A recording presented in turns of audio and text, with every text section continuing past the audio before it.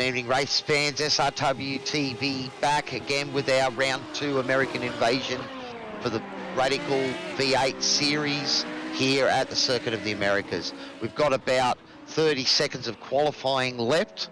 We apologise for the technical difficulties there, but we get everything back and running and get it ready for the big race that's coming up. Chef Toddy is with me in the seat. Hello. Nathan Shibby Howard is our producer, and we're back, buddy. Yeah. Woo-hoo, just in time. Seems like we've fixed the jittering problem we had before, so this is really good. Doesn't seem that the times have changed all that much, not the positions anyway, but these guys keep on cutting away on their times a little bit. So Nathan Verney up into 5th now. Sorry, Holding is 5th here, but he's cut down by 5/10 there, so he's cut half a second off his lap there, just coming through the last lap there with the last car here through.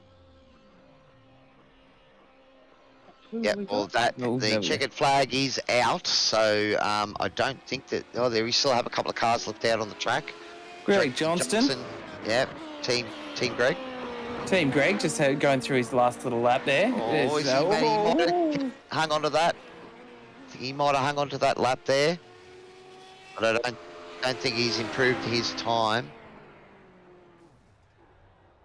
Oh, we got a car in the air. One of the Senkovich SRW TVs. That's a shameless plug. A bit of marketing. You decided to launch that there. Yep, that's right. Well, that's a bit of Elon Musk style SpaceX marketing, right? Just shoot a car into the sky. As I said before in our intro that we've had to restart. Think about where the guys raced last week. Round 1 was at Laguna Seca. We have travelled 5,500 miles, over 86 hours on the road to get these cars here to the Circuit of Americas. So think about that. We will bring it up as we go on through the season, and you will see the map across America that our 2 big SRW series are following, going east to west and west to east. So I think we've got the Radicals and the V8s following one path. No, I've got that wrong. F3 and the V8s following one path. The Radical and the Porsche following the other. Yeah. All right, so we are just in the couple of minutes before the race is going to start. How's this we'll view, see by the way? if This Shibby view can on bring a side note. Look at the size of that sorry? track. Look at this. Look at the blimp view. That is incredible to see how high that is. How the actual scale of the track is massive. It is a pretty good shot, isn't it? Absolutely massive. Just listening to race control, just giving out some instructions there, letting the drivers know how it's all going to go down. Mm-hmm. We have, is that 32 laps for you tonight in the round 2 for the V8 Radicals here at Circuit of Americas.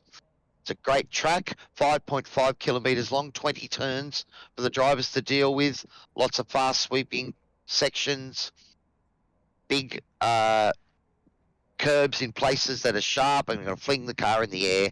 But there are places that if you're prepared to take a bit of risk, there's time to be gained. So I wouldn't be surprised to see some of the guys, taking a few strategic 1X off tracks to stay on the catch up or stay ahead. All right, we have the grid up. Matty Jones with Performance Sim Racing with a 158.3 in pole position. Steve Brown 4/10 back.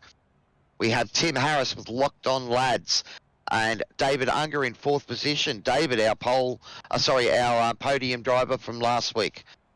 Nathan Burney with Locked On Racing in 5th. Callan Hodgkinson, Crisscross Racing in 6th position. Stephen Callahan in 7th. Dean Sinkovich in 8th. Greg Johnson's in 9th. And Peter Baxter in 10th. Great job. Is our race controller. So anyway, we've got 10 cars on the grid tonight. Looks like there's a couple of drivers that are missing. Big notable one was Stephen Callahan, our race 1 winner. But we do have a couple of drop rounds. So hopefully the boys will be back. Scott Callahan. Alex Court's not here either. Oh, Malik's put up a message earlier in the week that he's just going to cut back on a little bit of his racing, so I think he's focusing on the V8s, so we may not see him in the F3s tomorrow night either. Fair enough. Look, as you said before, real life gets in the road, buddy. It Technical does, and issues, sometimes, all those sort of things can make things hard for us, but we are set to go green as we're just waiting on the lights. Here we go. It's gonna be awesome. I think David Unger's one to watch, guys. He's been saying that he's been racing these for over 10 years, so he's definitely no longer the black sheep. I think he's definitely one to watch. We'll have to see if that experience counts. As you said, this is a fairly young track. I don't know how many times the boys would have driven it here. We are set to go. Just waiting on the flat, waiting on the lights. And there's some great grandstands. Here we go. Here we go. Cars rev up. Oh, someone's started but stopped. But they've got away cleanly. Matty Jones with a nice clean start there. It was Callum Hodgkinson. Is that falling back? Well, it looks like Scotty Brown has jumped the start there a little bit, so he's had to drop back there a little bit. I think he's had to take a little bit of a penalty there and take the slow down. So he's dropped down.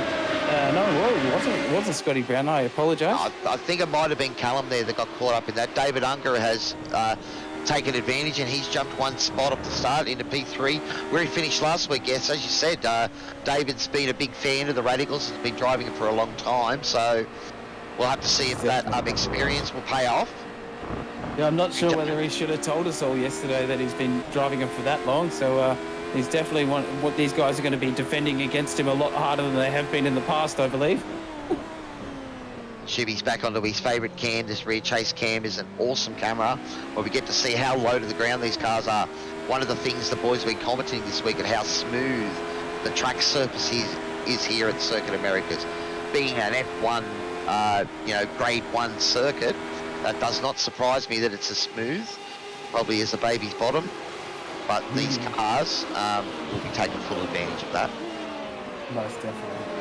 So there's some pretty close racing for now, but do you think it'll towards the end of the race, do you think, or towards the middle of the race, it'll start to open up in gaps a bit more, given the design of the track, or do you think it'll stay pretty close? Look, I think the draft is a big factor here, so if you can stay close to the car in front, you're going to get a pretty awesome tow through a couple of those big long straight sections. Oh, we've already had one. Nathan Verney off the track out on, not sure what number turn that is, but he's had a bit of a moment there. We'll go to a DSL Welding Services action replay here, guys. He's just got a bit too much curb on the outside, you reckon, there, Cowie? I think he's probably just tried to carry a bit too much speed. We're about to find out. So he's locked up in the entry there. It's just rotated around on him. Yeah, he's tried to catch it. Yeah. He's done pretty well to keep the car pointed the way it wanted to go, though. He had it full opposite locked in there. He's trying to drift it around there and try and hold it, but these are not the sort of cars that will, they kind of fall off a cliff once they go to a certain angle, don't they?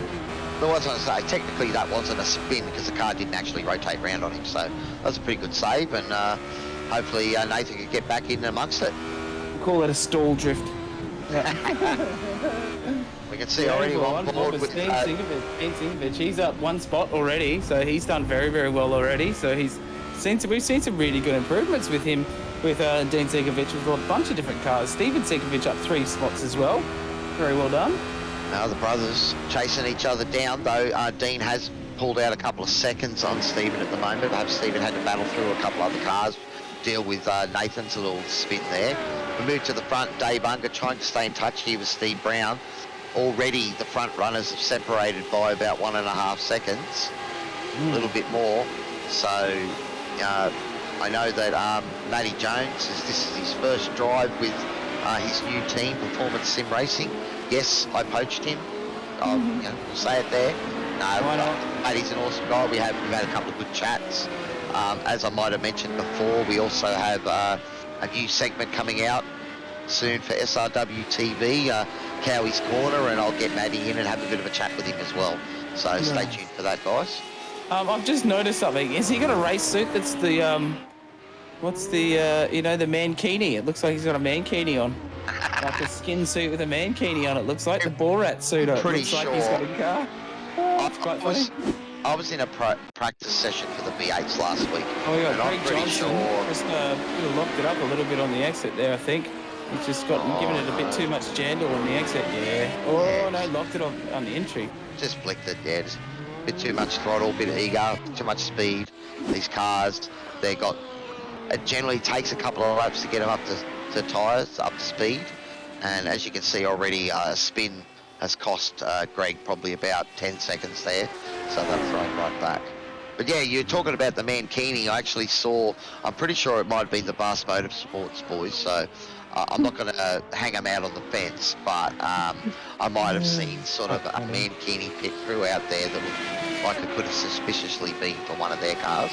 It's quite funny. I love it. I love it. Some of the ones. My pit crew's in full suit, like full waiter's suit with the red rose and all the rest of it. Quite so Nathan Burney trying to make up for that spin, that not spin early on, putting the pressure here on Steven Singovic. You can see that I think he has a bit more confidence there. Went in deep, but Steven was able to sort of hold the line and get on the gas coming out, and Nathan had to yield. But now Steven, see that slop? That's pressure there. I think that might be a little bit of pressure.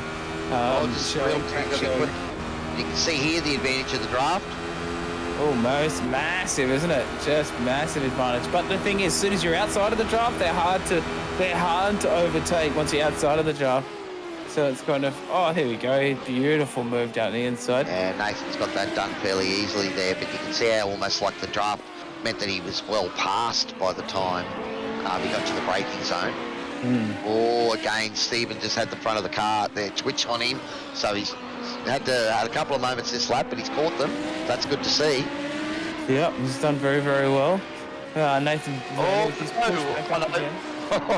saw the camera flip. I thought Steven had turned it round then, but he's still going. It's looking good. Oh, so at the start, I'm looking back at the start there. Just this is actually Tim Harris that had that nightmare, a bit of a nightmare start. So he might have gotten a bit of damage or something. No, something's happened to you. This might be his penalty. So I think he's jumped the start. Racing has given him a penalty. So that's going to pretty much destroy Timothy's race, I think, because that'll probably be a 40-second stop and hold. Yeah, it will be, isn't it? Yeah, it is. It's a pity for him, isn't it? So Yeah, back on board with Greg Justin. Yeah, so look, tonight's race, I was just going to say, it is a single race fixed setup series tonight. The fuel limits are restricted, so depending on the track, so there's no compulsory pit stop for tyres. And again, I think from last week we saw that the guys weren't really interested in putting cold rubber back on this car. So I would not expect any tyre changes, but it is likely that they will need fuel.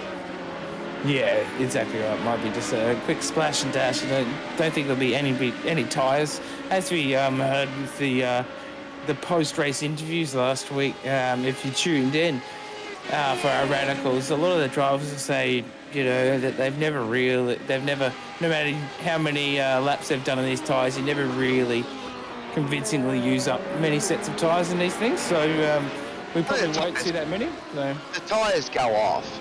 But the problem is even as the tyres go off, they're still a second or more quicker than cold tyres. So I see. You're not going to see the guys prepared to add time to a pit stop, to put tyres on, to then have to deal with a couple of laps of cold tyres where they're a second or two behind the pace. Most of them will prefer to stay on old rubber and that they've driven on for 15, 20 laps. They know what it's like. And it's not a variable. I think last season we actually had a change where you had to change tyres. Yeah. At least do it. And again, it just made a nice little sketchy moment in the middle of the race where you had to be careful again. So we've already spoken about these cars being a car that is all about trust to get speed. You really throw them in, but. Again, it does lull you into a very false sense of security, and it does make even the best drivers very prone to be complacent towards the end of the race, at least. I think so. Look, our leader at the moment, Matty Jones, with Performance Sim Racing, 2.4 seconds ahead, and at the moment he's got control of the race, and it's up to you to maintain your concentration and your focus. Because as you said, it's very easy to get complacent, and one place you don't want to be complacent is on a racetrack. Oh, 100%. And that said, we've got Dean Sigovic up into 6th. Then we've got Stephen Callahan in 5th and Callan Hodgkinson in 4th, all up 2 spots each. So they've had a great race so far, and definitely benefited and profited from Tim Harris's early jump on the start. So Look, these things happen. It's I mean, we do know that this is not an easy car to get off the line, but I thought he got it stopped there before. Yeah, I did. I thought he did too. I thought he got away with it. It's a pity he didn't, actually, to be honest. iRacing might have been. Well, it might have been a bit harsh there, iRacing, I think. I think so, definitely. I think it was that was a bit rough. He didn't gain anything from that, did he? You know, what's a centimetre between friends? Come on, you know. Race control have said that they're pretty much not going to void any iRacing black flags. So if you get issued it by iRacing, they're not going to waive that. Yeah, so obviously they'll review incidents and things like that. But the iRacing gods are not to be toyed with. Yes, 100%. We all know that. Yeah. But as I said before, look, you might well see drivers as we start to get down to the meat and potatoes of the race. Near the end, you might see drivers prepared to, take that 1x to gain some speed. You can see here, Greg Johnson on Steven Sinkovich looking to make a move up the inside. Looks like he's got that done, but he's got to get it pulled up. Yeah. You can see that it's actually one of those corners. Oh, and he's carried too much speed there. Greg, no. I think he's worried about the pass, and then he's just still broke a little bit too late. And yeah. I think if we have a look at Greg's car again, I think that wing might have a little bit of damage on it, did it? Oh, that might be a big factor. No, it's not. No. Okay. I thought it looked like it had it was bent out of place there. It might have just been the angle of the shot. Mm-hmm. And these shots are absolutely awesome, Shibby. Thank you very much, sir. Hey. All good. We are 6 laps down now, and just riding on board with Stephen Callahan here at the moment, and Callan Hodgkinson, who's had a really good start. He's up 2 positions as well. He's had a great improvement from last season as well. Towards the end of last season, he had really great. So. This is a replay of something happened to Dean Sigovic here. DSL. No, DSL, we didn't want to see that. He's done well. He hasn't rotated. That's another knot spin. Yeah, that's nice. He was just trying to keep the tyre pressure and the warmth in the rear tyres. That's all. Yeah. I doubt that. Yeah. But again, the problem is that we push so hard trying to find tenths. Yes, you do. And then each corner you think, push it a little bit more this corner, and that's when it comes off a little bit wrong, eh? But the problem is when it goes wrong, it costs you seconds. It doesn't cost you tenths. 100%. Yeah. It's just, I suppose it's the catch-22 of racing, and Ayrton Senna always said, if you don't go for a gap, then you're not a race driver. Yeah. And I suppose, that we always talk about the need to send it. On that note, guys, make sure you get together your best sends in your SRW races and stay tuned, because we're going to try and do something where we get you guys to send them in and everyone can vote on them. So we'll just keep that in mind, and there should be some awesome passes happening across all of our leagues, and we here at SRW TV want to see them. Most definitely. It seems Dean Tinkovich has had a little bit of after that little bit of a moment.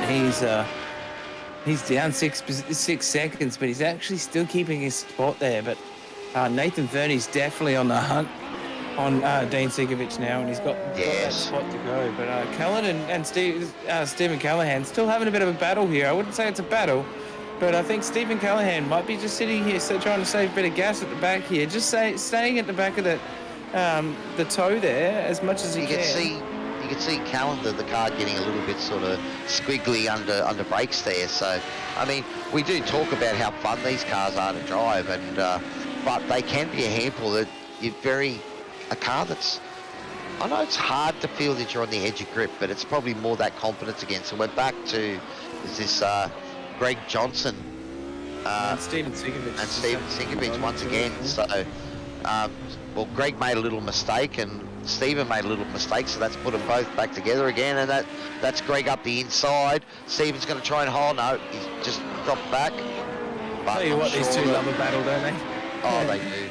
Yeah. And, you know, I don't think he's going to let him get away here, so we'll have to see. But I think both those cars with spins have still avoided any damage, so, you know, this shouldn't be affected anyway in performance, though.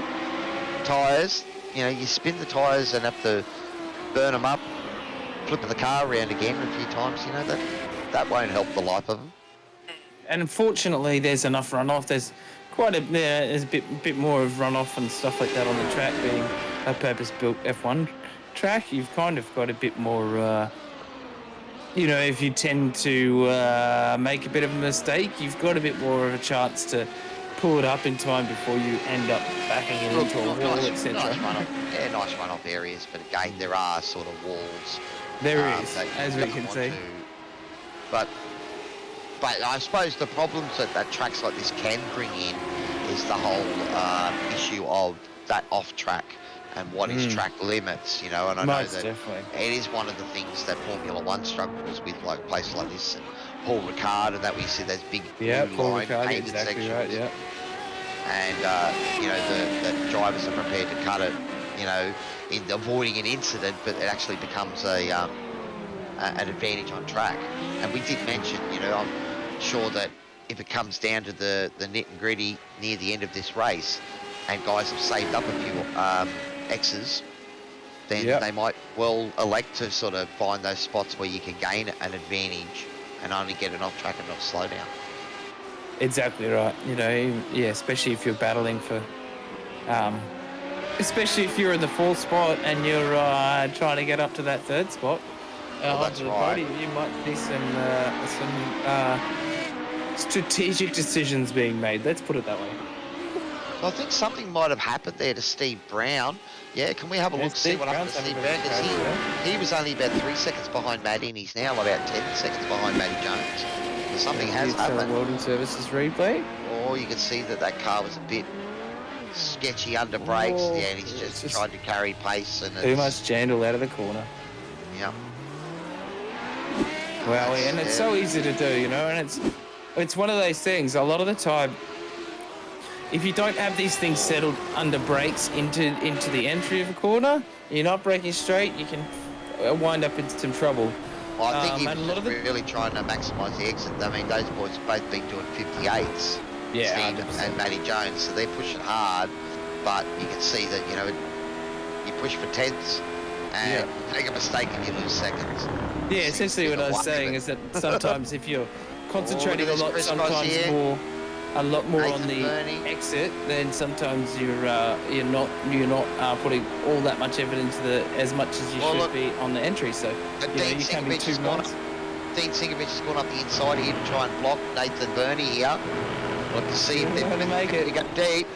Nathan Burney on the outside. Oh no, he's made it. No, he's done that well. Well, Nathan got a great run on him down that straight. He was trying to go around the outside, but Dean had the inside line and made sure he held that. Yeah, it looked like Nathan had it there too, but he didn't quite, did he? Just shut the door right on the last second. He was right in the right spot, and Dean definitely put his car in the right place, didn't he? Well, Greg Johnston, what a beautiful run. Here we go. We've got Steven Sinkovic behind him as well. Dean Sinkovic still with his battle. With Nathan Burney, exactly right. Yep.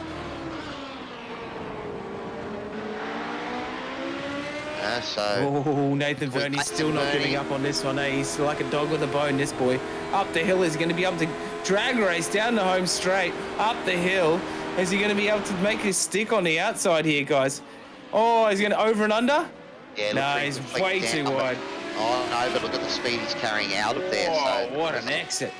Yeah, beautiful work, Nathan. Turned that into a longer straight almost, but you could see then that he had to wash off a bit of speed, and Dean thought he could maybe come back at him here. And this is that section I'm talking about, sweeping. Those curbs, they're ramps. They're not curbs, they're ramps. They are, and they can definitely... And they can unsettle these cars so much you don't you can hit a curb, and then when it comes back onto the track, it'll Oh. actually send you around. And that's the Something's unsettling happened to thing Dean about it. Sinkovich. Oh, he's had a bit of a moment. Sinkovich. Yeah. Oh, and Steven Stephen as well. Sinkovich, boys. Oh no. Both Sinkoviches getting into the trouble. So it looks like the boys both looped it around there at turn 1 and 2. That's pretty unfortunate, but it is one of those trouble areas that we tried to highlight tonight. It's going to be a place. It is a shame, Adam. Thanks for tuning in, buddy. Only 10 cars on track. It is a shame. I think, you know, we've had a few guys that have been unable to make it this week, but it is what it is. We're still going to enjoy the action that's before us, and I believe at this moment the series is still open. So if you're out there in SRW TV land and you're interested in jumping in, we'll probably look at closing registration in the next week or so. So make sure you jump on board quickly if you want to join us. Yeah, most definitely. And on a side note to that too, Cowie, if you guys are out there and you guys are interested in like the V8 series and you're kind of new to iRacing, this would be a great kind of feeder series, and get to know kind of, if you know, the blip on the downshift and those sort of things, and sort of start to learn those sort of core skills that you'll be able to carry then into V8s and stuff like that in the future. So even if you guys are out there and think, oh, I haven't really done many league races and that sort of stuff, if you guys want to jump in the Radicals and come for a race with us, and then next season jump into whatever else races, this is a great way to place to start, and a great place to learn, wouldn't you say, Cowie? Oh, look, they're a fun car. I wouldn't call them an easy car, so I don't know if I'd call them a learning car, but certainly our F3s and our Radicals are the two sort of series. Oh, there was another Sinkovich. An easier way than the V8s, I should have said. That what I was going to say is easier. Yeah. Keep them as an open series for people to jump in on board. So the higher downforce cars, we're primarily an Aussie and New Zealand based league, so we tend to get good numbers for the V8s. The Porsches have been really popular. The NASCAR trucks on a Monday, they are going gangbusters. And it was a great race at Kota here last night too, so that would have been quite hilarious to watch those big heavy machines. Oh, that was awesome. Completely opposite to this racing. You've got these light, nimble things that break on a dime and have got way too much acceleration for their own good. And then you try and drive a big NASCAR truck. Big NASCAR truck with a big dog box gearbox and 4 gears and just try and war with that thing and just not give it too much, but give it just enough. Those things are definitely a handful. Oh, Tim Harris now here on the fight back after serving his penalty there for his jump start. He jumped the start there a little bit, unfortunately. So he's back on the hunt now. He's on the hunt of Greg Johnston. He's already taken over Peter Sinkovich. He's already overtaken Peter Sinkovich, and now he's just taking Greg Johnston. Beautiful move on the inside there.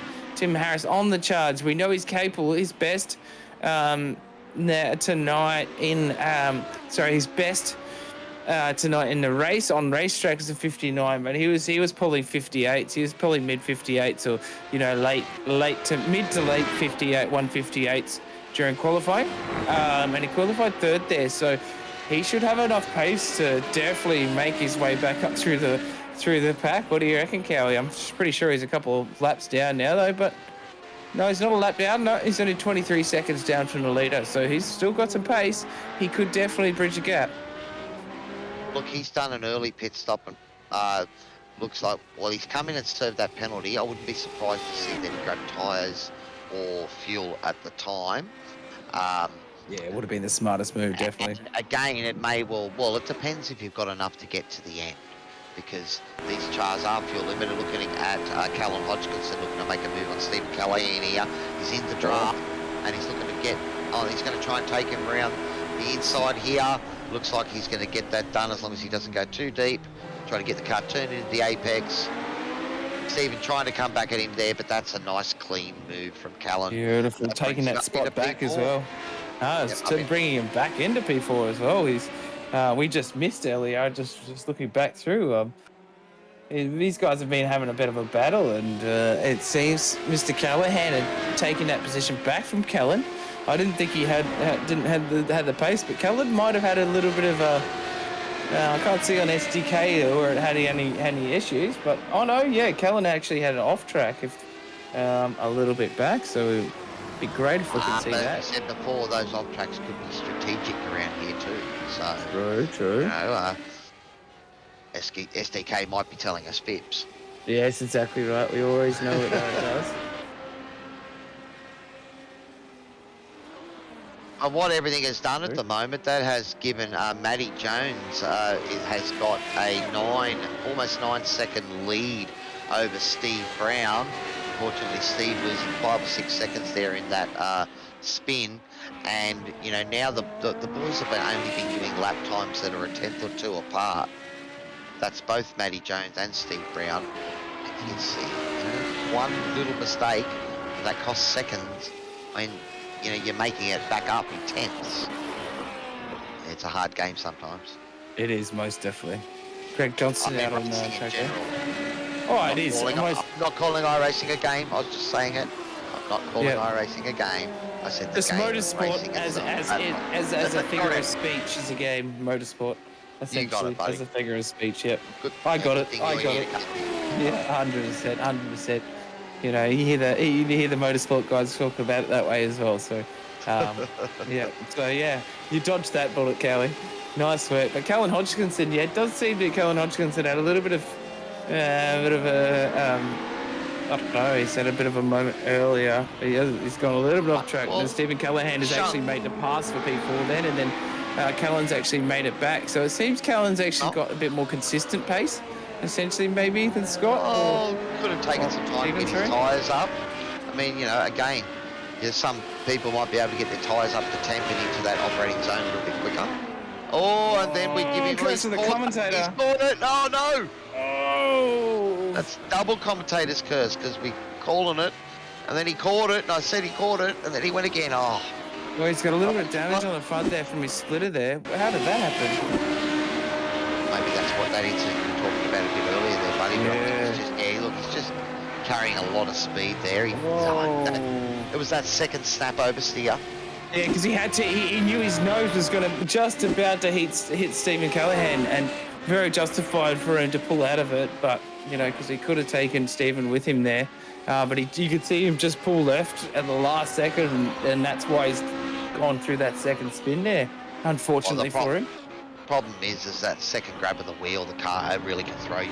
You know, if you use a direct drive system like me or something, the forces can actually be quite strong. And the wheel you get your hands out of the way, don't you? It reaches out of your hands. It happens. Sometimes you just want to get your hands out of the actual way as well, because you don't know how much damage it's going to do. It hurts sometimes, right? It's probably more an issue with the Formula wheels where you got your thumbs interlocked. They're the ones where you have to be careful to make sure you can let go and put your hands off quickly. Yeah. You know, but we do, you know, most direct drive systems have an emergency stop. I've got one down near my right knee, so if it really goes bad, I can hit that. But yeah, looking at Matty Jones at the moment, 9.3 seconds out in front. It's a comfortable lead for Matty. Domination stations. I'm sure that Bruno Mancini race suit he's got on. I'm sure of it. It has to be. That's so awesome if it is. I think, forgive me if it's not, but that's quite funny. With the Lando Norris helmet on as well, pretty cool. Well, how about starting a lap here? How about we go on board with Matty here and just have a listen to the car? Maybe we'll go quiet for a bit and you can hear what this car sounds like when it's winding out.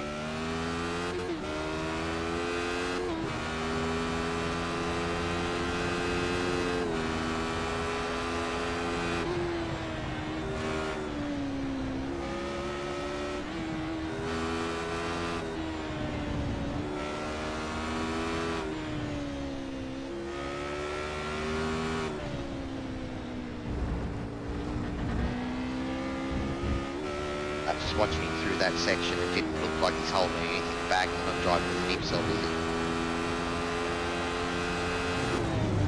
he? No, he's still pushing hard. Like, there's nothing about the way he's driving right now is holding anything back by the look of it. It's smooth. It's smooth. Utterly smooth. Yeah. And I think, you know, I was talking with Matty a bit earlier in the week, and he very much talked about it's some sort of precise, smooth inputs. This car does not like aggressive, you know, aggressive turning or That's a good way of putting it, actually. Yeah, that's a very good way of putting it. I think I'm a bit too aggressive for these. For now, for my driving school, I'm a rookie to iRacing. But and it just puts it into perspective, right? You saw how he got the car rotated around that sort of beautiful downshift right rotation there. Beautiful. Oh, just step the car out enough to make it do what he needed it to do. Yeah, using the oversteer to his advantage, right? Which is pretty incredible in his cars, to have enough confidence in his car to use that oversteer, because a lot of the time that's when your brain's telling you to back out a little bit, because you're like, oh, it's going to go, but it's not. Oh, nice catch there too. That's how close it is as well. Well, the commentator. Shaking the driver's head there, like, get away from my gyro cam. That's an impressive lap. Very impressive. You can see that Stephen is still managing to keep that distance, only 700ths of a second separating them last lap. So, these guys are both on fire in the Radical. A bit unfortunate that we don't have our round one winner, Scott Callahan, with us as well, because again, we were going to pose the question tonight to see if Matty Jones and Scott, which one of them was going to come out on top. Yeah, exactly right. And then I got a massive gap now. He's pulled out a massive gap for these guys, over 10 seconds now. So he's done really, really well. And Stephen Callahan with Nathan Verney's little bit of an incident earlier. Stephen Callahan's actually opened up over a 3-second gap here to Nathan Verney, so he might be able to. They're halfway through the race now here, guys. We're on lap 16 of 32. So something's happened to Stephen Brown. Stephen Brown. He's had a bit of a moment. Big has happened, thanks to DSL Welding. That's that Keeble curbs we've talked about him. Just launches you, doesn't it? He's tapped the wall, but I reckon he's avoided that too much. I don't think he stalled. Has he done the damage on the way he's trying to get it back on? No. I think he's just seen cars out there. He just didn't want to come out he's when lucky not to bin that into the wall, isn't he? I think he might have tagged it, but it was under low speed, and I think he was just waiting for the other cars to go through as per race control instructions. So we're just having a look there. You can see the car just hit that curb, unsettled. Oh no, he did hit the wall pretty hard. He has hit it. So yeah, it's definitely done some damage to that front splitter. Although it doesn't look too bad. Yeah, definitely less damage than Nathan Verney had on his front splitter than Callum Hodgkinson had on his front splitter. So I know when it was happening there, it sort of looked like it arrested most of the speed at the end there. So perhaps he's got out of that without ending up in too much in the pit stop jail. But it has thrown him back 3 positions, now elevating David Unger up into 2nd position, and that gives Matty Jones a commanding, 25-second lead now. So, Matty's just got to try and keep himself focused out there. We still have just hit halfway in this race, so we are now on lap 17. Stephen Callahan running in 3rd position at the moment. Having a pretty good Verney. Look, Nathan Verney's got a bit of pace behind him. Look, he's on the hunt. Or Nathan with a bit of a mistake on lap 1 that put him right back down, and he's fought his way back up. So he's now above his qualifying position, but I think at one stage Nathan was back in 9th or 10th. So that's a great effort to get back to 4th. And he looks like he can smell Scotty from here. So just about smell him from here. He's just outside. If he can get another second off this, he'll be straight into draft range, and then you need to start getting worried about Nathan Verney, because he's always good at the last half of the race. He's always strong. He always comes home real strong. So, it'll be interesting. It'll be interesting to see. Oh, has Scotty got a bit of... is Stephen Callahan... keep on calling him Scotty, sorry. Stephen Callahan, has he got a bit of a problem there? He seems to be dropping a bit of pace. Well, we haven't... He doesn't look to have any damage whatsoever. Yeah, no. We talked about tyres, and maybe that the fact in the race 1 the guys didn't elect to go for them. I'm wondering if the tyre wear here is higher, and maybe that is on the cards. But again, as we've said before, these cars, they're sort of a car that when you're in the groove, they feel amazing. When you just get a little bit unsettled, the car wants to fight you. So, just pushing that little bit too much, the car gets a bit taily, and you've immediately got to react. And if you're not quick enough, it's going to go on you. Yeah, and now he's definitely he's given it some gentle now. We've just mentioned that. And look at that, Nathan Verney already up another second. He's almost into slip range here, into draft range here. Oh, game on, boys. Yeah, he's getting closer. You can see then he is pushing hard as well. Perhaps Nathan might be taking advantage of those little sneaky off tracks that I might have mentioned before that were on the cards. Oh, I see. It might be, yeah, okay, I see. Guys might be pushing the limits a little bit here. It's possible, but Nathan has got in under the 2 minutes, so that was a 1:59.8 that lap. I think Matty Jones is still being a second quicker at the front of the field. He's been doing 1:58s for the last series of laps, which is just crazy. I think the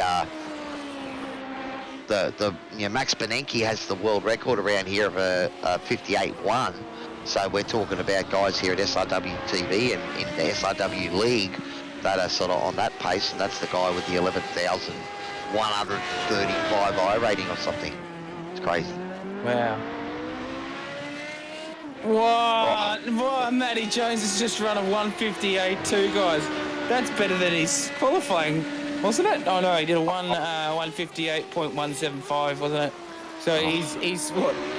And two, just over 2/100ths of a second. That's the pace of the fastest guys on that's crazy. this And he's in clean air all out by himself. And he's obviously not trying to short shift this thing, trying to save any gas whatsoever. He's just going to go and try and push out as hard as he can. And just looks like he hasn't been holding back, has he? No.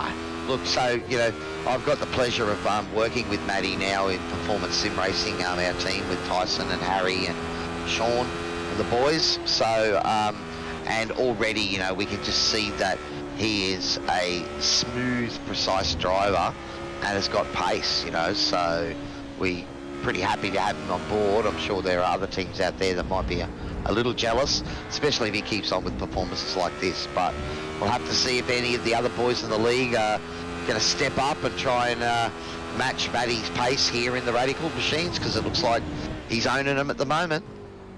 It definitely does. It seems Steve Brown's having having a couple of incidents on there. Steve Brown's been Colin Hodgkinson has made his way past Steve Brown again, so I'm not sure what's happening with Steve Brown there. I'm not sure. Steve had that moment earlier that threw him back to 6th position. He's now lapping about a second quicker than Colin Hodgson for the last few laps. So it's actually Stephen that's sort of catching up on the back of Callan. So I'm sure there'll be a move coming up pretty soon. Oh yeah, he's just pushed a 59, so 59 flat almost. So not a bad lap for his last lap. So yeah, not too bad at all. Yeah, you're very, very right. He's smashed out that lap, and Nathan Verney on the back of Stephen Callahan here again. This is take two, buddy. So Nathan got this done, and then cooked it the next couple of corners later, and now they're back at it again. So we'll see. Well, he's just backed off a little there, so I don't know what happened there. It looked like he was going to be a lot closer. Perhaps there might have been a little bit of a tap there, maybe, I don't know. But again, we're on that front splitter cam, and it feels like I'm sitting on the road at the moment, because I'm sitting here commentating for you guys, watching my triple screen, so I'm getting to see this across everything. And it looks like I'm sitting on the road. So, but it's a great shot. I know Shibby loves his rear cam, but I think this front cam's almost as good, buddy. Yeah, especially this splitter, especially because how important this front splitter is to these cars, especially for corner entry. As you can see with these guys, once they get a bit of damage, it becomes very, very hard on both corner entry and exit to keep these things on the ground. Yeah, I know. Talking earlier, and I mentioned the word aero package, and you said it's probably, not much of an aero package, but yeah, put a couple of dents in it, and it's even less of an aero package. Yeah, exactly right. It's just there's not a hell of a lot of carbon fiber keeping this thing glued to the ground. And especially at this point of the race when these guys are getting quite low, getting a bit lower on the gas there. Oh no, if we had something happen to a sinker bitch again, I don't know. Stevens had a bit of a moment here. He's been a bit in the wars tonight. Yeah, just losing the rear of the Radical again. I know the boys were giving me a bit of curry last season for my spins, so I'll just hold your brakes there, Stephen. Good stuff. Keeping an eye on his relative. Bro. He was watching his relative. He knew what was going on. Yeah, nice. I think it's the one mistake that you only really make once here in the SRW League, because race control will crack down on you big time for not holding your brakes. Hold your brakes, check your relative, wait for your clear spot to regain the track. I mean, yeah, it might cost you another position or two, but it's going to be a lot cheaper than a stop and hold for wrecking someone else's race. Yeah. Not to mention... And you don't want the bad blood as well between other races, because we all know each other, etc., as well, yeah. As far as I can see, there hasn't been any of that in the league so far. It's been really good. And that's been awesome. And it's been very, very impressive, to be honest. I had a ball race in the Super 2s on Sunday, and that was pretty respectful. And then you watch the boys in Super 1, and they're a lot harder in the car, and they race a lot harder, but even they were respectful too. My teammate Harry Jones was vying for third when he bumped Jamie Dyke, and that unfortunately sort of resulted in a bit of a penalty for Harry for the post-race penalty. So, but he was immediately on the post-race interview and everything straight away and apologised. That's the sort of professional drivers we're talking about, that we're dealing with, and that's how awesome our series is, right? You want to be able to drive with guys, and I mean, some others are much quicker than a few of us out there, and maybe they're playing at the front there, and things can get a little bit more heated, but we're not seeing any of that, and there's no, don't see any of that malice on track. It's just good, healthy competition. Oh, look at this battle. Here we go, guys. Is the real shibby. Be able to make it do it. Where's the real shibby with the rear chase cam? Look at that. It's a good battle going on here. So this is Stephen Callahan and Nathan Burney. This battle's been on for the last couple of laps. It is take two. We did see Nathan get past Stephen before he half rotated the car in a knot spin. Yeah, in a knot spin, in a stall drift. Oh, he's coming out of the draft there again. Oh, is he going to make it? I think he's got the inside line. Yeah, the draft is quite effective down that back straight, so looks like he's done enough to get that undone. It's just all about stopping it and just countering that flick back, because you can see that Stephen was looking to try and get a fast exit out of there and get right back on his tail. So there's a couple of different lines that you can take through. I'm pretty sure that's what the designer would have had in idea when he designed this circuit, purpose-built for the Formula 1 cars. Although these things have a little bit less power than them, they certainly feel like you're going 100 mile an hour when you're low to the ground in them, and that's even through the slow corners. Yeah, so the actual track was actually designed by a race driver, car driver, and a motorbike driver, Kevin Schwantz, and a billionaire, basically a billionaire that loved race cars. Wow. And they basically all just got together with a very famous track designer, and they just threw bulk money at it. I think they built it in under 12 months, actually, to be honest, which is pretty crazy from, let's build a track, and a billionaire just build it. And I was watching a program the other night, and they were talking with Daniel Ricciardo, and he said that this Grand Prix, probably more the whole weekend, is probably his most favourite outside the Australian Grand Prix, which I'm probably sure wouldn't be his favourite anyway, just because of the demands that he would have on a weekend like that. He always gets dressed up with the handlebar mustache, or does something with facial hair, or he has a different race suit or a race helmet. It's quite Spurs cool. Last year, I think. This cowboy hat, wasn't it the year before, wasn't it? Yeah, that's right. Yeah, that's pretty crazy. That's awesome. That's why the whole world loves. He's definitely changed the whole world of Formula One. Definitely changed it with being so stuffy, I think.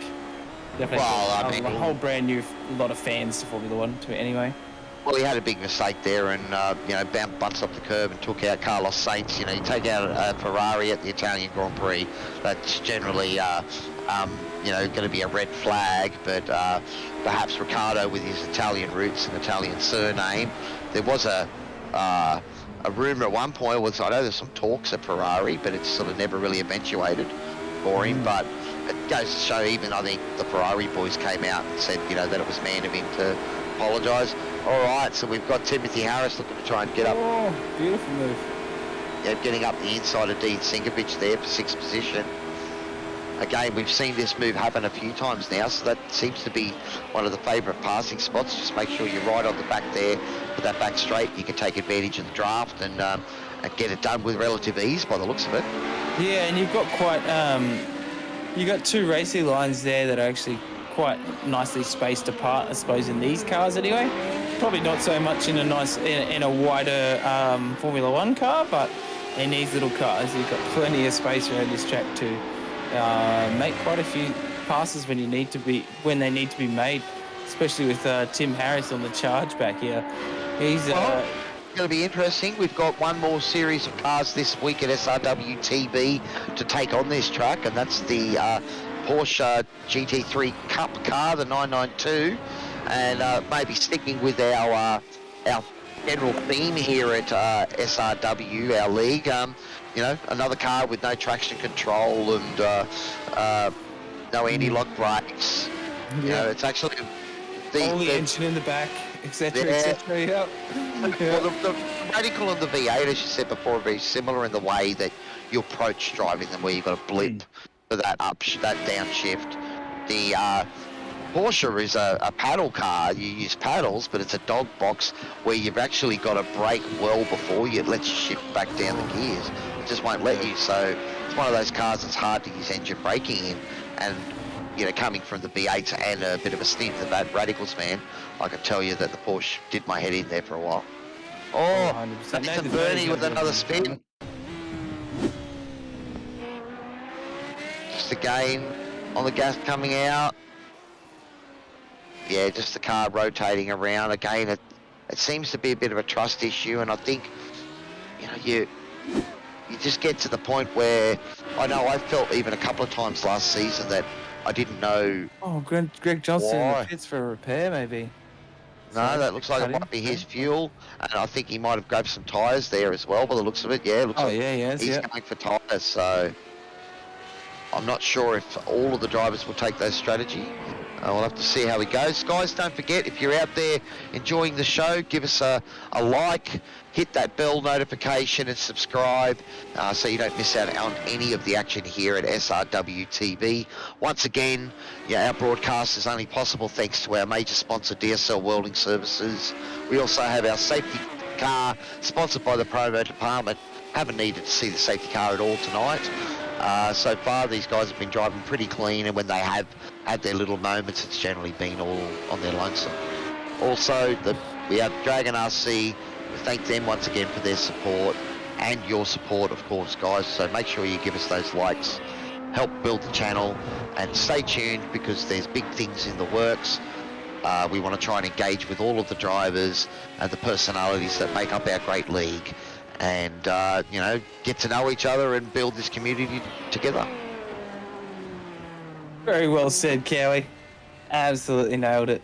Hit that notification bell, guys. Make sure you're up to date when everything. You get that little bit of a notification ding when we go live, and make sure you're watching the action. If you're not watching the action, you're part of the action. Well, look at that. It looks like our leader, Matty Jones, has completed his pit stop. And it looks like he's still come out. Oh, he's in the pits at the moment by the looks of it.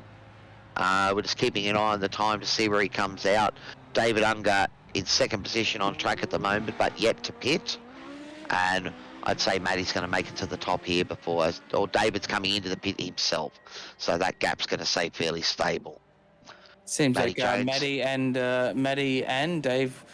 Matty definitely didn't take any tyres. He looked like he just got a splash of gas and he's gone. So it could be a sign of things to come, possibly. Yeah, look, as we've said before, I think it's the benefits of an undercut. So something when you're in the V8, supercar, then when you put those tyres on, they tend to get the heat in them quite quickly, and you're able to maximise the grip early on. And they're a sort of tyre that it's more you get grip for 3 or 4 laps, then it just falls off a little bit, and you sit on a norm. Whereas a tyre in a car like this, because it's got no weight really, it's all light, it just takes, 2 or 3 laps for you get enough heat in the tyres where you can actually get it to stick when you send it. But as you can see tonight, the guys have tried to send it. Some have been successful, others not so, but I suppose that's the fun of driving these cars out here. Most definitely. We've got some comebacks, definite big comebacks here. Tim Harris is definitely one of those ones. Yeah, another moment there from Timmy by the looks of it. He's looped it up there at the top of the hill. But he's definitely having some... just curse of the commentator just as we just as we cut to him. Look, it's just, you can see there he's trying to get the car slowed and then trying to get it turned in, and the rear is already still trying to go forward. So, I mean, it's a tricky car, and it does look like those tyres are starting to fall off for these boys though as well. That's very much a possibility too.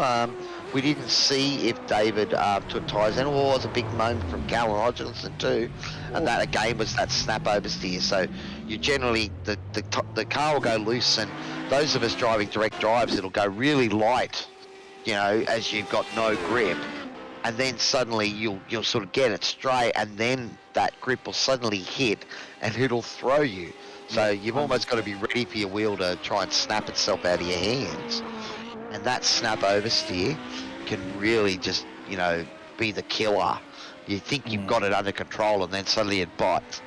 Yeah, because it lowers you, especially with direct drive, halfway in the middle of it, it just yeah.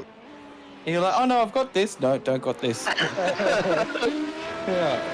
Many times, been there many times. This battle's still going on with Nathan Burney and Stephen Callahan here. Nathan Burney's still back on the charge again, but it seems that Stephen Callahan's been a touch more consistent, possibly. I think you're right there. So I think that Nathan's probably faster, or Nathan's trying really hard to get past Stephen here. But the problem is that means he's pushing the limits of the car, and as we found before. And I've found personally, sometimes in this sort of a car, it can be hard to know where that limit is. You keep pushing, and there it is. It's again another little lock up where he's gone a bit deeper. But he's really trying to focus on getting a big exit there. But you can see now, even without a great exit in the toe, that wasn't a great exit. Just the toe, the significance of it. Look at it, and it's such a long straight. But he's almost getting a chance to get him under braking, but not quite. Yeah, it's a perfect example, isn't it? That toe is just insane, isn't it? That's craziness.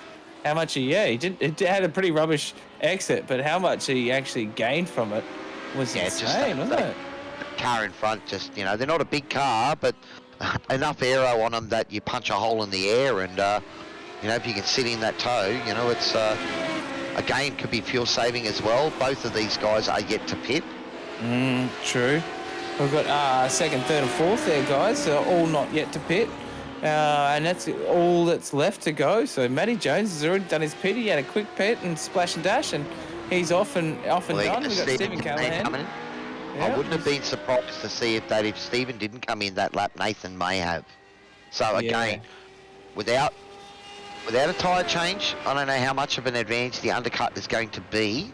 It's a pretty long lap. We're talking a 2-minute lap here for most of the boys. Only a few of the boys getting under 2 minutes. Not a small distance. And 20 turns. It's a big track.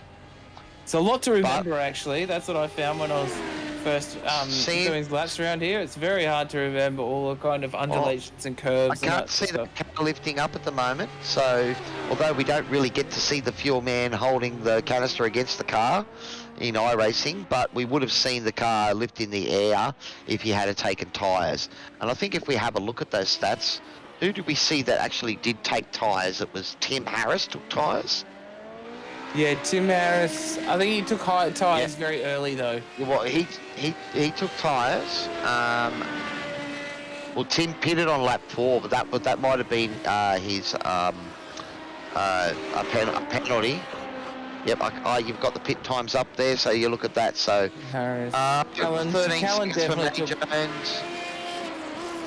It's a Callum that took the tyres. Callan So therefore, definitely took tyres, and Greg Okay, took so tyres as well. so you're talking about 7-8 seconds for those tyres? That's pretty quick. Well, Really? I think similar to the GT cars, it'll be sort of one of those cars where you put fuel in first, then do tyres, not like the supercars where they do it all at once. And generally, if you put in 15 or 16 litres in the supercar, that's generally enough to cover the tyre, the times it takes to do the tyres. Single nut will do that. I think these cars are probably a 4 or 5 stud pattern, so take a little bit longer, and they don't let them near the car while it's getting fueled. That seems to be a lot of the sort of safety strategies, but behind these leaks.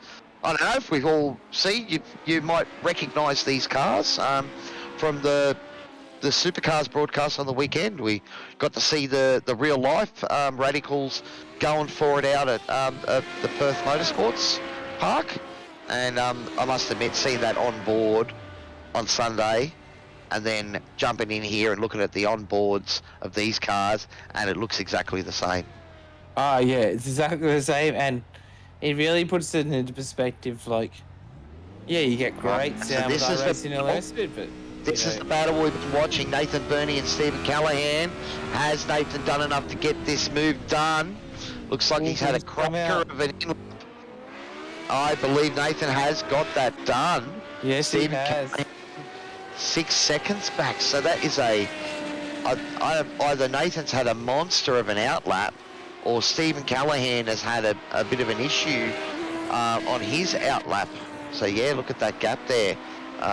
Greg Johnson Stephen hasn't taken tyres, has he?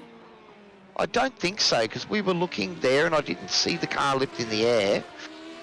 Just going to have a look and see if I can see the transit times. Stephen Callahan was in the pit lane for 44 seconds versus Nathan Burney 38. Yeah. So 6 seconds is probably his tyres. That was 7-8 seconds, wasn't it? So maybe, possibly. His pit stop was a couple of seconds longer. So then Stevens was a couple of seconds longer than Nathan. So shall see. Yeah, I think maybe just a little bit quicker in the lane, Nathan, as well. But I think you're probably going to see that. We'll have to see it when Stephen did a 2:32 last lap. That was with the pit stop. We didn't actually pay attention to what Nathan's time was when he did the pit stop, but he's made probably a good 2 or 3 of those seconds up on track. A more aggressive entry into the pit lane, perhaps. He might have actually saved a little bit more gas as well sitting behind these guys a little bit. Well, he did an extra lap before he had to put it in, so the car would have been lighter. But I was looking at the pit lane times, and their pit lane transit time or lap is very similar. It's yeah, you got about 3.5 seconds there. Yeah, about 3 seconds. So again, he's 6 seconds in front, so now 9 seconds in front. So I don't know if Stephen got caught behind Greg there, but I think Greg got out of the way. We're now on board with Dean Sinkovich here. Is that Callan Hodgkinson right behind him, putting the pressure back on. So this battle here, the closest one on track now. Dean has had a couple of little rotating moments, we will call them. And Callan had to do some quick repairs in the... Yeah, true. So we do have one repaired tonight, so I'm sure Callum's been able to take advantage and get that car fixed up, so now that front splitter will be working as it should. But yes... it was pretty bent up before, so... Bit of a shout out to Dean Sinkovich. I know the boys will be watching back to see how they went. Getting a bit of air time out of their body. And yeah, so no more spins, buddy. You saw it. We've shown a couple tonight. So I'll forgive you, but I do remember you boys making sure that mine got on shot. So yeah, that was a pretty good save there from Dean. The car did try to sort of wash out on him. Almost threatened for the rear end to step around. But he kept it under control. Yeah, it's definitely been his own moment there. And now he's had to get out of it. Dancer than a race car driver at the moment, but well, talking with Matty Jones, our race leader at the moment. You know, he was saying it's very much about smooth output, smooth inputs, and getting on the gas as quickly as you can. But you can see that it's a fine line, because that's what these guys are trying to do.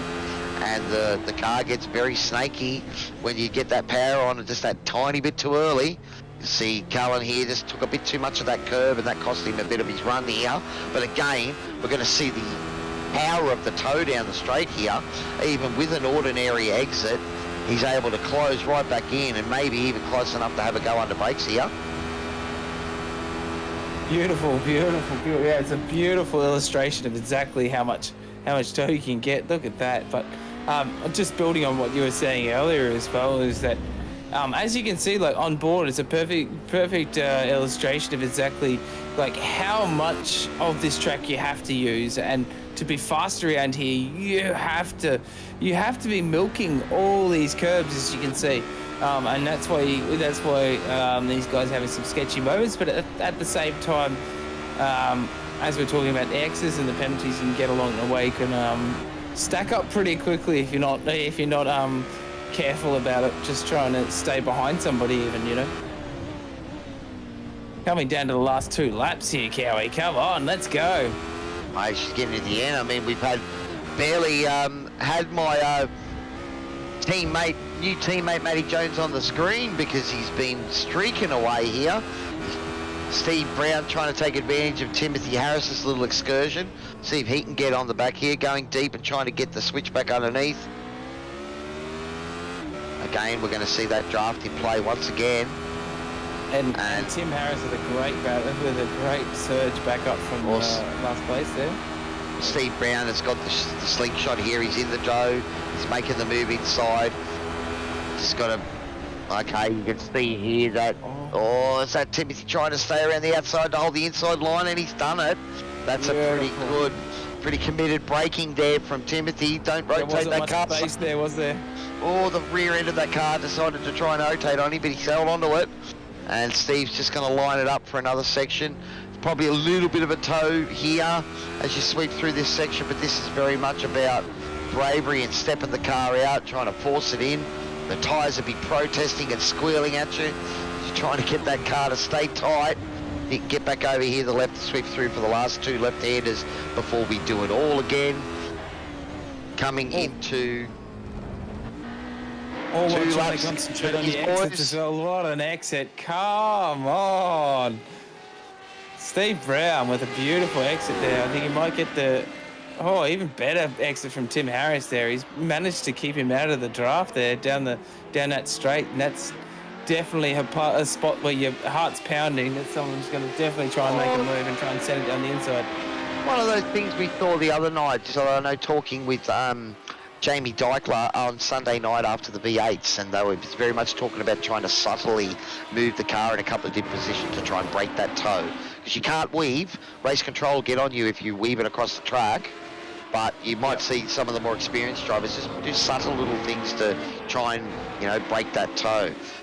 Yeah. We're coming down to the business end of this, but not obviously. Well, we are coming down to the business end of this race, so only one more lap to go. Jones. He's still pushing. Those tyres have definitely fallen off, but he doesn't care. He's going to drive it until it's got no rubber left, I think. He's just on rims right now, just pushing hard. 51 seconds in the lead. Absolute domination stations here from Matty Jones tonight on our last lap. So Steve Brown going up the inside of Timothy again. Can Timothy hold around the outside? I think Steve's got a little bit deeper this time just to make sure. Timothy trying to come back at him. But you can see there that Steve Brown has just covered the inside line. Make sure that Timothy can't make a move. We are on the last lap, so this is when it counts. And what a battle. What a battle for 5th place on the last lap. Come on, boys, let's go. Up front, it's going to be Matty Jones's race. He must be getting close to finishing this. I know we're sticking with the battle, but he's going to have it pretty much done. We've got a battle here with Callan Hodgkinson as well, with one of the Sinkovich boys. Here we go. With Dean Sinkovich here. Is Callan going to be able to make this stick? But we got Matty Jones right up behind him. Here we go, boys. I think he's going to want anything to do with this. He's probably just going to roll out.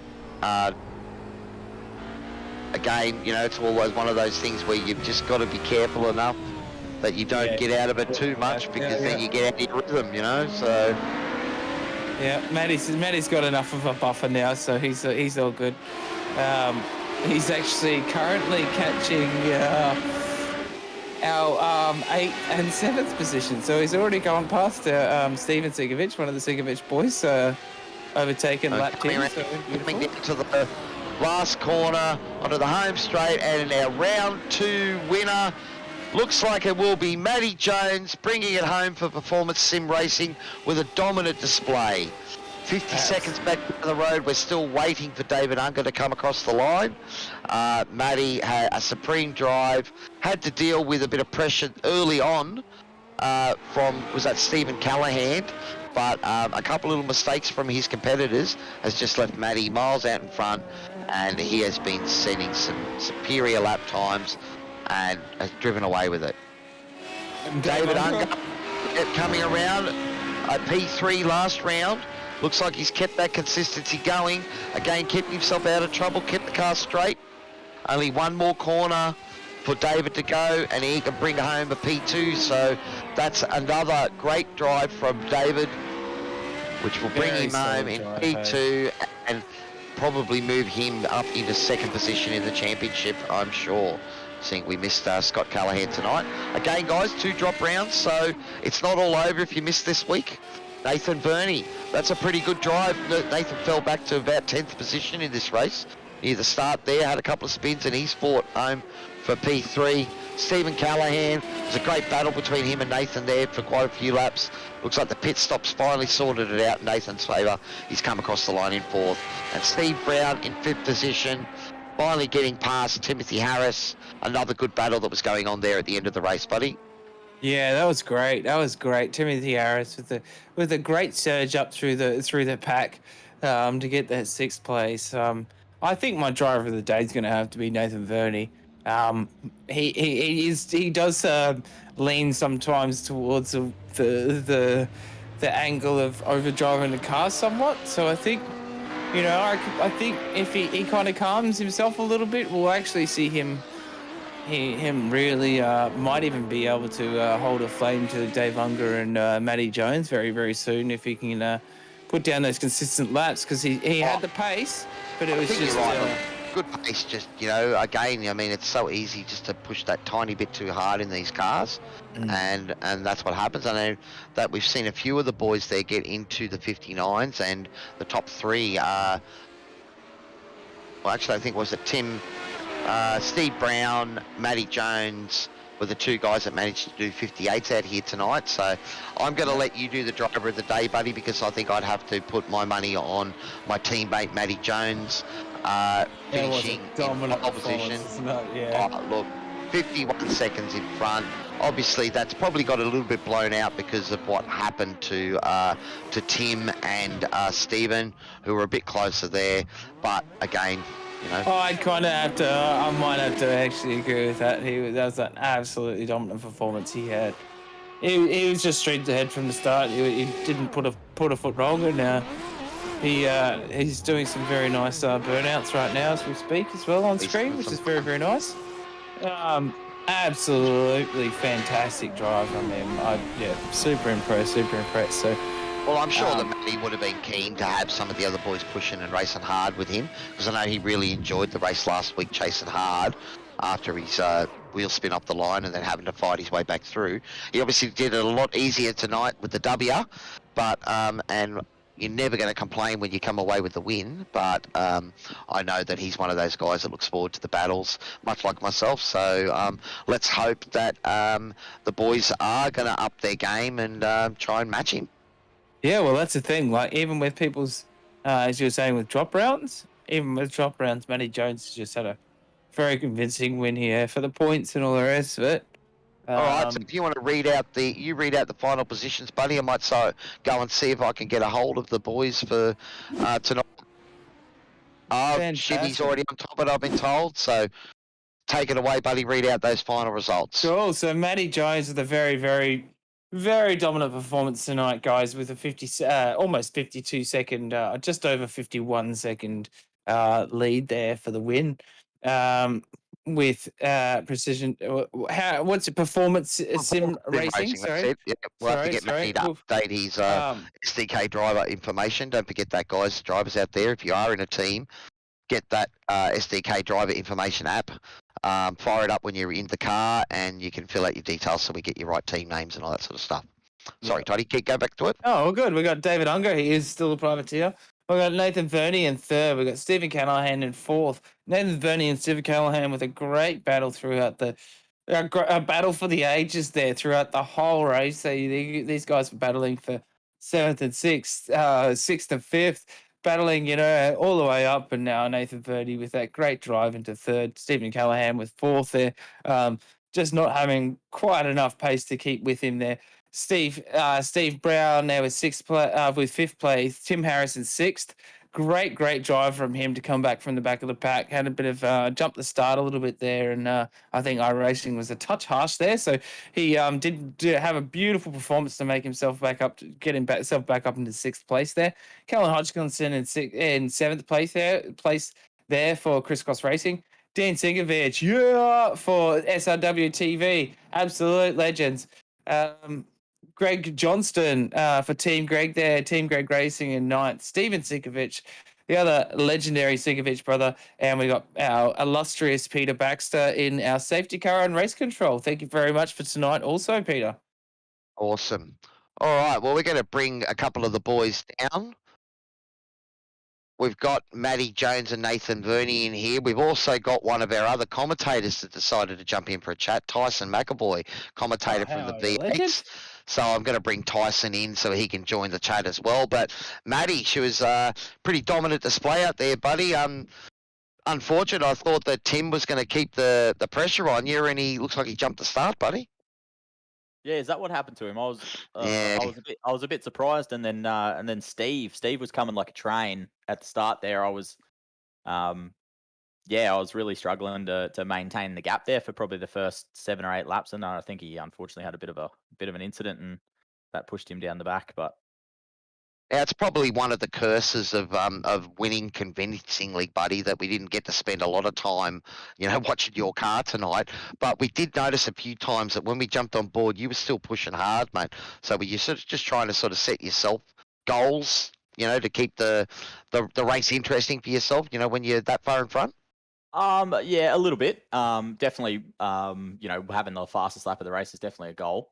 But also, I find that if I try and put an arm up on the armrest and drive it too slow, that's when I'll slip up and make a mistake. So I just try and stay into it and drive it like I would any other race. Now, I'm pretty sure Todd's going to ask, but that looks like a Mankini race suit your driver is sitting in there. Are you going to confirm or deny that? Yes, I know it. Yes, it certainly is, and I can confirm it has no backside. So. It's so gold. Oh, geez. We find them all here at SRW TV, that's for sure. But look, it was a great race out there before. Now, you've joined this new awesome team before some performance sim racing, so I believe that I might have sent through a list of sponsors so you had something to read out, buddy. Yeah, so fire away and give our sponsors a plug. No worries. Big thanks to West End Motor Group, Parramatta Isuzu Ute, Too Easy Finance, Track Racer, Cowie Music, Knight Rider Designs, and an initiative we followed, the Talk to Me Bro Mental Health Initiative, which is an excellent cause. Yeah, So, mate. Look, we want to encourage any guys out there if you're going through tough times, boys. We're all here to chat. There's boys that are, in the Discord chat pretty much daily, so you can throw a name out. There's Dave. He's just appeared in the green room, so let's drag him down as well. Dave, you made it. I see. Thanks, buddy. P2 this week, Dave. So, Matty, I'll just thank you and say what a great race, buddy, and then move on to Dave. Yeah, thanks, mate. Appreciate it. Cheers. So another consistent drive, Dave. You said you've spent 10 years in these cars. You probably needed every ounce of that experience tonight, buddy. 10 years in these cars, but about 5 minutes on this track. It's been pretty tricky out there. Like those changes of directions was catching a few of the guys out, and we could see that it was just easy to go into your braking zones too hot and just lose the rear.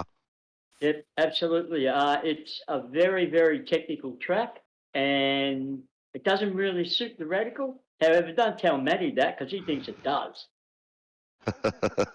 Well, Matty was telling me before the race, he was talking about some sneaky little off tracks that might be out there where you could, take a 1X and find half a second. But you sort of didn't have to take advantage of that yourself. They dropped around like flies around you, Dave. I like that. A 1X. I had about 16 of the damn things. So they weren't strategic. Is that what you're telling us? So you only had one left. Is that what you're saying? No, no, it's 30, isn't it? 25, I think, in our races, I believe. Is Maybe it? 30. Okay. Yeah, 30, I think Apologies. they said in the chat. Plenty left. 30 in the Yeah. chat. Thank you, guys. Yeah. So you had a fair bit to play with. But yeah, we were talking this afternoon and we thought maybe that might come into play. So you had it in the bag there, Matty, but didn't have to use it yourself either. No, I only had 4X throughout the race, and Oh. I think 3 of those came on the last 2 laps. When I sort of the focus was starting to fall off there a little bit. So Yeah. No, awesome. Well, Dave, another great drive from you, buddy. 2 from 2 on the podium, and it's Yeah. one step higher, buddy. So give you a chance to thank anyone out there, even if it's just yourself, buddy. I want to thank Steve Brown. I don't know what he did, but he was gone, and he must have lost it somewhere because next thing you know, he was behind me. So I don't know what happened there. Well, we know that these cars are a tricky car to drive, buddy, and it's sort of one of those things that you're chasing tenths in them, and one mistake loses seconds, so they almost seem a bit fruitless at times. Yeah, that's absolutely correct. We can't say that they're fruitless to a man who loves these cars and has been driving them for 10 years. But great stuff tonight, Dave. Another step up the podium. Perhaps someone can take Matty out for you next week, mate. You can take another step up to the top. Or just take him out yourself, buddy. I'd appreciate that. All right, so Nathan Verney, our 3rd position tonight, buddy. You had a fairly eventful race out there, mate. Yeah, I always seem to have eventful races in these. I can't really keep them straight the whole race, but yeah, I have a lot of fun with them anyway. And look, I've had last season. I had some pretty entertaining races after spinning on the first lap and having to pass everyone to get back into contention. And so yeah, it's like it was the same except the overtakes weren't that spectacular. Just to try having a look straight. Yeah. Just having a look at an aerial shot of that beautiful Locked On Lads machine, buddy, with a spec back, man. There, man, it had a great sheen to it. But yeah, look, I suppose we saw you ended up having to do those battles a couple of times, didn't you? Have to have a couple of goes at Tim and a couple of goes at Stephen there in the race. So was it just a matter of deja vu out there, buddy? Yeah. So obviously the first lap spin around the carousel.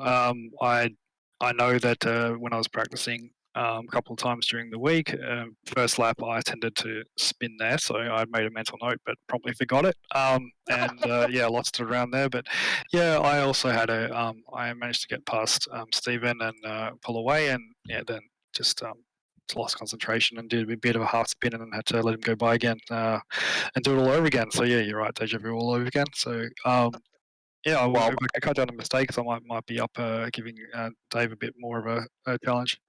Well, that's what I said. Look, I was going to say that you've got pace, mate. To be able to recover from mistakes, that just tells people you've got pace. So, and I know that the boys were sort of, I think, as you said, a very technical track out here, Dave. So we knew that a few of the boys struggled from time to time, but it just seemed that you think you've got grip and then you don't. Yeah. That's exactly right. Yeah, I don't know what it is. It's I don't know what it is. I've been driving these cars for 10 years and I still don't know what it is. No, that's awesome. Well, Nathan, let's give you a quick chance. Nathan, there's the boys giving you a bit of chat on YouTube as well, so make sure you check that out. Probably trying to give you a bit of tap, buddy, but it's your turn to spruik your sponsors there with the Locked On boys and tell us who's giving you guys all your support, and then we might give Tyson a chance to ask you boys a question or two, seeing he probably sat at home and watched the whole broadcast. Yeah, no worries. Take it away, Nathan. Yeah, so thanks to the Locked On Racing or Locked On iRacing podcast and the Locked On lads. So you can listen to the podcast I think it's split it up now, so there's 2 every week, all for all your iRacing needs in Australian news. And also to Brewster Coffee for their support of Locked On Lads, and to Sheepy and the boys at the Black Sheep Racing. Fortunately, didn't see Sheepy tonight, but thanks for the help with delivery. Looks great. Awesome. Well, the one Dwayne is asking why Braden's the best teammate in Locked On, buddy. All right. So why he's the best teammate? Well, I suppose because we were teammates before we joined Locked On, so we're the OGs together, and we've won a few team championships in the skivvy, so that's why. Awesome, mate. Well, you got to look after your teammates tonight. My teammate up on P1, Matty Jones. I'll give it over to Tyson to see if he's got any questions for you. I'm sure that he's happy to see you up on the top spot, being the team captain. Tyson, how'd the race look from your end, buddy? Well, I just want to say to the podium, well done, of course, and thanks for putting on a good show. I know there was, Matty trying to show off and put his arm out there, smoke showing off, doing a good stuff out the front, and got I think it was the gap at the end, 50 seconds or something, Gowie? Yeah, 51, So, pretty impressive. Well done, Matty, on that, and to the rest, as I said to you guys, well done on the podium. It's good to see, and definitely kept me entertained tonight. I've been, a busy boy today, running up and down the stairs, going in and out of the hospital, and just want to say a big shout out to you boys for keeping me entertained, and finally got to relax, so good on you boys. Buddy, and same to you, mate. Big shout out to Morgan, your wife there, and her mum. So I hope everything goes all good there, buddy. Yeah, thank you very much, all the boys at SRW will be, hoping everything goes great. But look, it's been awesome once again. A great race here at SRW TV. Matty Jones showing true pace in this Radical V8 machine, buddy. Is there anything stopping you? Do you think, Matty? Look, I think a couple of the boys, Steve, Tim, Scott, who we didn't see this week.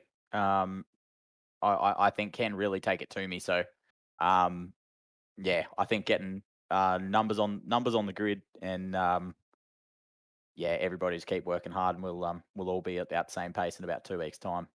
Well, that's right. Like, I think, I'm sure that you were looking forward to the battle, so perhaps that part of it didn't play out for you, but you will always take the W. Oh, always. Awesome. Alrighty, guys. Toddy, you got anything to add there at the end, buddy? Nah, just very, very impressive, Matty and Dave. I think neither of you put a foot wrong or race, really. It looked really awesome, and Matty just, absolutely awesome performance from you. So it's going to be very interesting to see the next couple of weeks to see who can bring it to you, mate. That's I what might have to sign up and come for a run myself, I think, and show Matty how it's done. Winky face. Well, I believe that the Radicals... the gauntlet's been game on! Oh. Well, I believe we are still accepting registration for the V8 Radical series. It will close soon, guys, so make sure you jump on board. Of course, as always, if you're enjoying the show, give us those likes, subscribe, and share all the goodness here at SRW TV. But that will wrap up tonight's coverage of round 2 of the SRW V8 Radical Invasion here at American Invasion, I should say, here at Sim Racing World TV. It's been awesome having you guys with us. So as I said, don't forget to jump on board and subscribe so you don't miss any of the action. On behalf of the management team and broadcast here at SRW TV, Chef Toddy on comms, our producer Nathan Shibby Howard behind the scenes. This is Cowie, your average sim racer, signing off. And we'll see you next time on SRW TV. Good job, guys.